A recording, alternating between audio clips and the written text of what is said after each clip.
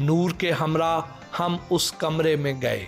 मैंने नमाज़ पढ़नी हो, जिसने भी नमाज़ घर में पढ़नी हो, तो फिर हमारी कोशिश ये होती है कि आप मतलब एक कमरा, मुझे बड़ा ये था कि जी मखसूस होना चाहिए एक जगह इबादत की, क्योंकि लोगों के घर जाते हैं ना, तो वैसे तो ज़मीन के हर ख़ित्ते में पढ़नी चाहिए, हर जगह जहाँ जहाँ, ताकि वो गवाही दे क़यामत वाले दिन। लेकिन एक मखसूस ज़रूर करें। मैं सबको ये भी कहती हूँ कि जगह या एक जगह मखसूस कर दें कि ये मेरी मसल्ले की जगह है, यहाँ मैंने इबादत करनी है। मुझे इतना सुकून मिलता है यहाँ पे कमरे में। मेरे दोस्त भी जो भी आते हैं, जब वो नमाज़ पढ़ते हैं, वो हमेशा ये कहते हैं कि बहुत सुकून है, पाक साफ़ जूतों के बगैर हम आते हैं यहाँ पे, नापाकी से कोई यहाँ पर नहीं आता। फिर आप कुरान पढ़ें, इवन अगर इत्तिकाफ़ में भी बैठ सकते हैं, और वो एक रूम होना बहुत ज़रूरी है। कैसे इतना बड़ा चेंज कैसे आया? रियलिटी है ये, कि हकीकत यही है। हर शख्स को, हर इंसान को, क्योंकि हम सब ने, हमारी रूह ने वादा तो किया हुआ है अल्लाह ताला से, ठीक है, वादा तो लिया हुआ है।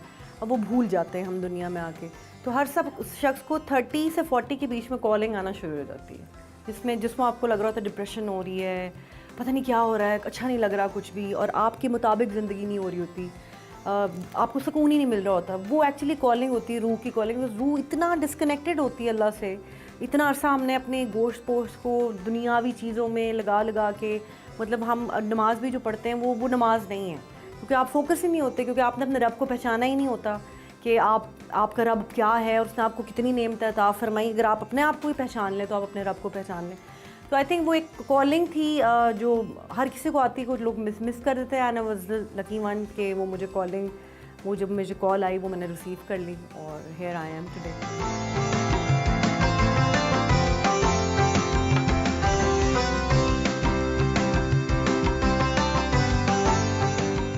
इतनी ग्लैमरस लाइफ गुजारी आपने, और कहाँ पे वो चकाचौंध रोशनियाँ, इतनी मज़ेदार लाइफ, और कहाँ पे ये अल्लाह अल्लाह, इतना बड़ा चेंज कैसे आया? हाँ, चेंज मुझे लगता है कि ये करम होता है, आप सल्लल्लाहु अलैहि वसल्लम का करम है कि ये तब्दीली शुक्र है आ गई। मैं रोज़ शुक्राने के नफल पढ़ती हूँ। फिर कोई ना कोई आपकी ज़िंदगी में ना एक मशल बन के आता है। सो मेरे लिए, एज़ मैं पहले भी बता चुकी हूँ, सबको पता भी है, और वो आई, उनसे मुलाकात हुई 2-3 घंटे की, और फिर वो बस वो एक तीली का उन्होंने काम किया, उन्होंने आग भड़काई, और वो आग जो है वो फिर अल्लाह ताला ने उसको यहाँ पहुँचा दिया।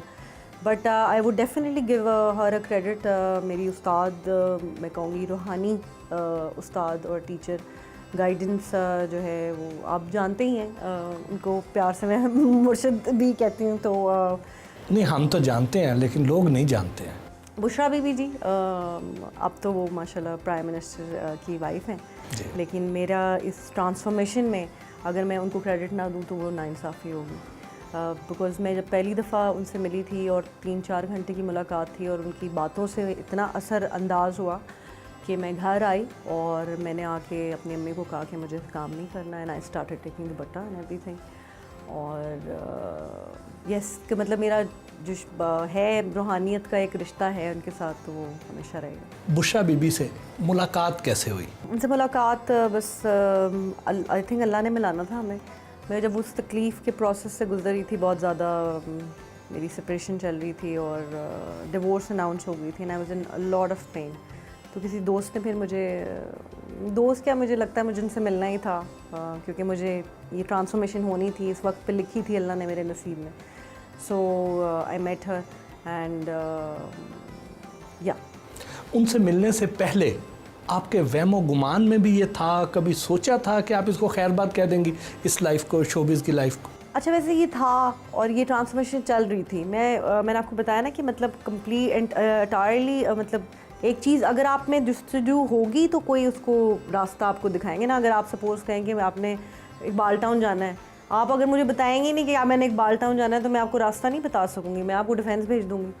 तो वो मेरे ऑब्वियसली थी, आई वांटेड टू चेंज, और वो बल्कि मेरा जो चेंज था, मुझे याद है जब मैं एक्सपेक्ट करी थी फातिमा को, and when I got to know कि इट्स अ गर्ल, तभी मैं चाहती थी कि मैं पर्दों में चली जाऊँ।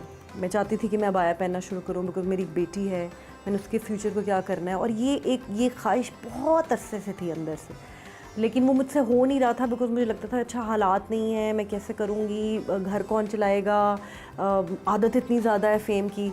लेकिन बस वो अल्लाह ने जब वो चाहता है ना, जब वो बदल सकता है। वरना मैं एक्चुअली कोई भी नहीं सोच सकता कि कैसे मैंने कम फ़ैशन किए ज़िंदगी में, मैंने कम चीज़ें की हैं, और अब मैं अपनी ज़िंदगी में सोच भी नहीं सकती कि बस अल्लाह करे कि कब्र तक जाए हिजाब साथ। इंशाल्लाह। ज़िंदगी में जब कभी मुश्किलात का सामना करना पड़ा तो किस तरीके से फेस, कैसे उन्हें किया, हौसले से, डर के, रो के, किस अंदाज में उनको आपने फेस किया?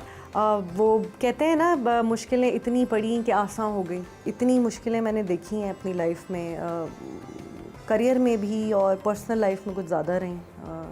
शायद मैं लकी थी या अनलकी थी, लेकिन मैं एक बात ज़रूर वजाहत करना चाहती हूँ कि मैंने कोशिश हमेशा अच्छी की। मैंने बहुत कोशिश की हर दफ़ा। लोगों को लगता है शायद मैं एक्ट्रेस हूँ और मतलब मैं अपनी शादियाँ नहीं चला सकी या जो भी ये था, लेकिन कोई औरत भी नहीं चाहती कि वो डिवोर्स ले, या उसके साथ ये स्टिग्मा स्पेशली हमारे माशरे में लगे। जब आपका आखिर हो जाती है ना, तब आप ये फ़ैसला लेते हैं। खैर मैंने कोशिश बहुत की कि सही करते रहो।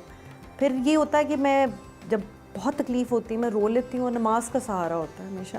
अल्लाह ने ही क्योंकि करना होता है, कोई बचपन से सीखा ही है कि तकलीफ़ हो या खुशी हो नमाज़ पढ़ो, और फिर अल्लाह के आगे रो के अच्छी तरह रो लेती हूँ कि यार ये हो गया मेरे साथ, बहुत अच्छी तरह महीना लगा लें, 2 महीने लगा लें, मैं रोऊँगी अंदर।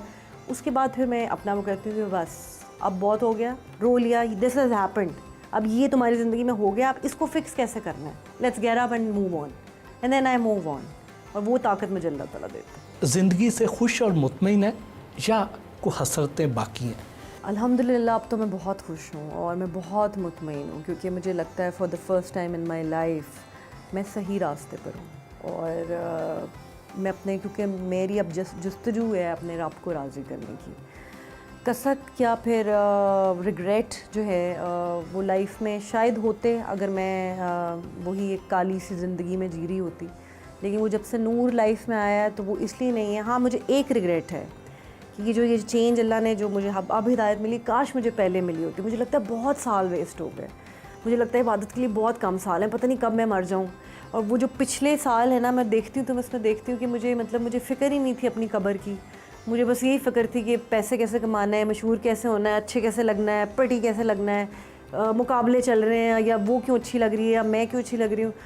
अब मुझे सिर्फ ये फ़िक्र है कि मैंने किस तरह से अपनी आखिरत संवारनी है, और मैंने किस तरह से अपनी कब्र मतलब बेहतर करनी है, और किस तरह से ये हो कि आखिरत में आप सल्लल्लाहु अलैहि वसल्लम हमें देख के मुस्कुराएंगे। बस दोबारा अगर ज़िंदगी मिले तो क्या बनना पसंद करेंगी? दोबारा अगर ज़िंदगी मिले तो मैं वो कबूतर बनना पसंद करूँगी जो मदीने में रहते हैं। मैं ये बहुत, जब मैं मदीने के कबूतरों को देखती हूँ तो मैं यही हमेशा ख्वाहिश करती हूँ कि काश मैं कबूतर होती और मैं यहाँ पे मदीने में चलो फिरती रहती आके सल्लल्लाहु के बाद। I don't believe in these, लेकिन आई थिंक अगर कबूतर हो वो, लेकिन हो मदीने में हो फिर ठीक है। जब से फातिमा आपकी ज़िंदगी में आई, कैसी तब्दीली अपने अंदर फील की आपने? अगर फातिमा मेरी लाइफ में नहीं होती तो शायद मैं अब तक खुदकुशी कर चुकी होती, क्योंकि मैंने इतनी तकलीफ़ें काटी उस टाइम पे, क्योंकि वो अल्लाह ने एक सबब बनाना था कि एक रीज़न टू लिव है। मैं वो खातून हूँ जो दही बल्ले और गजरों पे खुश हो जाती है। मतलब मुझे जो अगर कोई चाहता तो बड़े आराम से खुश रख सकता था।